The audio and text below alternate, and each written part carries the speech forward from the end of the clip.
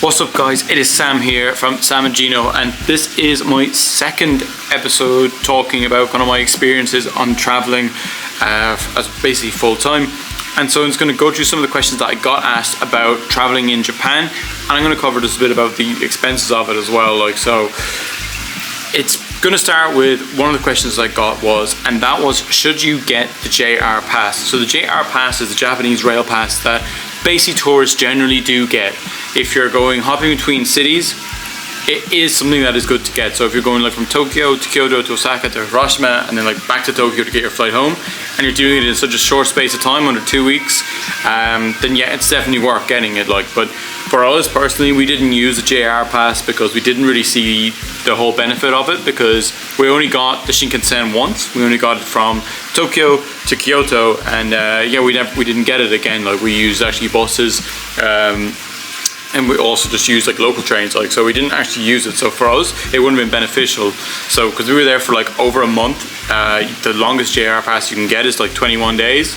So it wouldn't have made sense for us to get it. And it doesn't work on a lot of the metro lines, only the JR metro lines, which are in the cities. So that's another thing you have to kind of bear in mind. So yeah, first question gone. What cities would you go for 2 weeks? So I kind of actually covered that just there. So like, you do obviously like Tokyo, Osaka, Kyoto, and if you are feeling that you're going to cram more in, you could go to Hiroshima and get that done as well. But also people sometimes do recommend like staying in Hakone. Hakone is somewhere that we stayed as well, and it's a place where you can apparently see like Mount Fuji, but unlucky for us, we didn't get to see it because it was just so cloudy. But apparently if you do go in like the shoulder months, like in the autumn and spring, you can see Mount Fuji quite well from there. So depending what time of year you're going, I would say stay in Hakone for one day if you want to see like Mount Fuji, experience a bit more of rural Japan, because otherwise you are just going to be city hopping. But yeah, definitely the main three you have to do on your first trip to Japan: Tokyo, Osaka and Kyoto. Just the major cities that are there, and try and hit Hiroshima if you can, just to learn a bit more about the history of that side. So language barrier was the next question that I got. And language barrier, yes, there is a language barrier to a degree. So like in Tokyo, a lot of people have basic English. They all understand when you just say something like very, very basic. I'm always confusing them because I just kind of forget, and I'm always talking on a rabbit hole and they just get confused. But they do know basic phrases and stuff like that. But the further you actually got away from Tokyo, there was less and less people that even knew the basic phrases, and there was a small language barrier. So you end up, all you had to do was then use Google Translate and basically just kind of try to communicate through that, because they kind of got a gist of what you meant. They just had to kind of just be shown that, and then it was fine. We never really had a major problem with it. Like, everyone kind of understood what we meant once we were doing that. Like, we were in bars, we were having like full conversations with people over Google Translate. There's a baby in the background, neighbours. Yeah, there's a whole conversations that we were having in bars, like, were basically through Google Translate. So we did this like in the rural parts of Shikoku, and we also did this in Nagasaki as well. In Nagasaki, we were talking for hours through Google Translate. So yeah, the language barrier wasn't something that really came to us, and all the signs and all the shops are all in English. So yeah, it's pretty easy. Well, next thing, is it as expensive as everyone says? I would say no, it's not as expensive as everyone says. But it was the biggest budget that we had for an individual place. But I don't think it's as expensive as everyone says. Like, the yen has devalued, so it's become more and more affordable for people to go there and to visit Japan and get a lot more for your money. I know like the people in Japan are actually kind of struggling at the moment because of that. But we found it very, very affordable. We didn't really have to hold back on any spending. Like, nothing was really an issue. And we did everything that we wanted to do in Japan. Like, the most expensive thing that was there was the transport, and if you were getting individual Shinkansens everywhere, it does add up. But yeah, we managed pretty well. Like, I'm gonna run through like what we actually kind of spent. So on accommodations, like, we spent for 37 nights 963 each, which is about 50 euros averagely a night.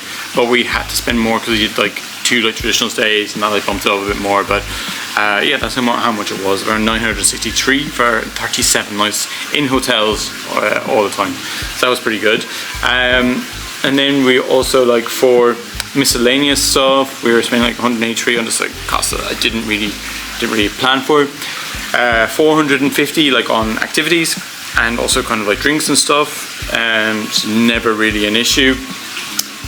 Transport was the most expensive thing that we spent, but also we did rent a car for 1 week, which does increase the cost. We spent 691 euros on transport all around Japan. Groceries are unbelievable in Japan as well. Like, the shops are unreal. The supermarkets, everyone rages about the convenience stores, but go into the supermarkets and then that is where you will really get some good stuff. Like, so like the sushi in there, or like the pre-made meal stuff, they're way better actually in the supermarkets than in the 7-Elevens. They're just not as common. Like, so we did get into a few of them, like, and they were just the best food that I've nearly had there. Like, they were just so good. And then also, like, on food, eating out, so we ate out at least maybe twice a day. Most days we were eating out, and we spent 677 euros on eating out. Like, sorry, I forgot to say, we spent 322 euros on groceries as well. So it brought the full total of like spending money, not including accommodation, to 2,330. And then with the accommodation cost of 963, spent like 3,297. So basically 3,300 for 37 days. Like, so I know it's like pretty good. And look, it was budgeted to be that more expensive, and I wanted to fully experience it because like it was my like #1 country to go to. And so yeah, ended up spending around 89 euros per day while we were there. Like, so yeah, it was pretty good, and I was happy enough with that. I was expecting it to be more expensive. Like, we got pints in Tokyo for like 150. How does that make sense? And also drinking it is pretty cheap there overall. It's just the transport that really knocks it up, because they're all the places you want to go and visit, they're all fine. Like, there's no issues there whatsoever. You'll never have a problem going into any of the little like castles or whatever. Like, they're all really cheap. Like, so yeah, cannot complain on the expensive front. But we have talked to people that were there, and they said they were there like 20 years ago, and they were like, yeah, it was way more expensive because basically you have no inflation for a long time now. So you can imagine paying these prices, but 20 years ago it was the most expensive country in the world. But yeah, no longer anymore. So that is a myth. It is no longer expensive. What is the food like? So the food for me was just unreal. I love the ramen, I love sushi. Like, I can't complain really. Like, and all of like the chains stuff, like Mos Burgers, Koki Ichibanya, went into them as well. But we tried to like eat like at like ramens that were like not chains. We only did it once in Fukuoka. But yeah, like, I can't complain whatsoever about the food. You will struggle though if you are a vegetarian or you're a vegan, because there is basically no options, especially for vegan. You'd really struggle, like, because you don't really know what exactly is going into these things.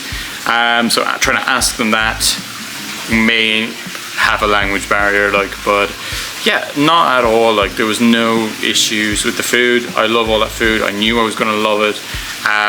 We didn't eat like high-end stuff, but like high-end places are apparently going to be like really good. So like you could spend a lot of money in the high-end places and get like the best food ever. We were thinking about it because we were doing kind of well with our money, but we actually decided not to do it. But I can imagine that it is just like unbelievable when you actually do eat like the food like from the high-end places in Japan. Like, I can't see anything about it that would be bad, because what we were getting like for like 7-8 quid eating out was just unbelievable, like, as well. So discrimination was another one. Like, so this is kind of a thing, sort of like, you can kind of see it if you do research Japan. They can be a bit discriminatory if they don't want you. and yeah, like it didn't really happen to us. It happened to us twice, I think. At the whole time we were there was like no one in the place, and they were like, oh no, we don't want you. Apparently it's because like they don't want to start trying to have them to speak English. They don't want to have that awkwardness, because like Japanese people are generally like kind of shy, so they don't really want to have that. But the one in Kyoto like was plain obvious, like he just didn't want us in there. So yeah, it happened twice, where they just didn't want us in there for whatever reasons. Like, but overall, no, everyone was very, very nice. Any interactions we had with people, especially when we were in the bars and stuff, and you're actually talking to people, it was really, really good. Like, next one was like, what is the nightlife like? So the nightlife in Japan is like no other place I've ever experienced nightlife. It's just crazy. Like, so every couple of minutes, like you just don't have a clue what's going on. Like, so you're kind of walking between bar to bar, and like every bar, especially when we had our night out in Nagasaki, which you'll see in a later video that's coming up, every time we went into a place, you just didn't know what was going to be going on. It was just so confusing, and you're like, okay, so there's karaoke going on here, or like they want you to go over here, and like they're like throwing food at you, and you're like, I don't want food, never asked for that. And that happens like all over Japan. Like, so I really loved like the izakayas, moving between different izakayas. Everyone seemed to have like a different experience in every single one of them, and the pub scene, pub crawling there was just some of the best. Like, and like Jara and Tim and Laura all agree with me that we had really good times every time we just went like pub hopping. It was just a lot of fun. Like, and like I couldn't really recommend, you have to kind of do that to experience, and that's the best way to actually get to talk to Japanese people, because like on the street, walking along, like just going into like different tourist events, like you're not actually going to be able to talk to them, like, because they just don't really do that. Like, so it's not really something that's done there. So you kind of have to have a bit of balls and go into some of the izakayas that are a little bit like off the beaten track and whatever. Just kind of go in there and just experience whatever comes your way, like, because I had like the best time going into the bars there. Really, like, they were just so much fun. So yeah, like that's kind of like a lot of the questions that people have about Japan.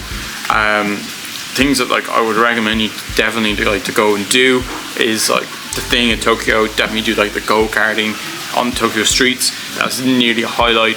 It was like, yeah, unbelievable to go and do that. Kyoto, like Kyoto, it's a strange one, because like it is really nice. It's really old-fashioned and stuff, and there's loads of different tourist attractions and loads of UNESCO World Heritage Sites.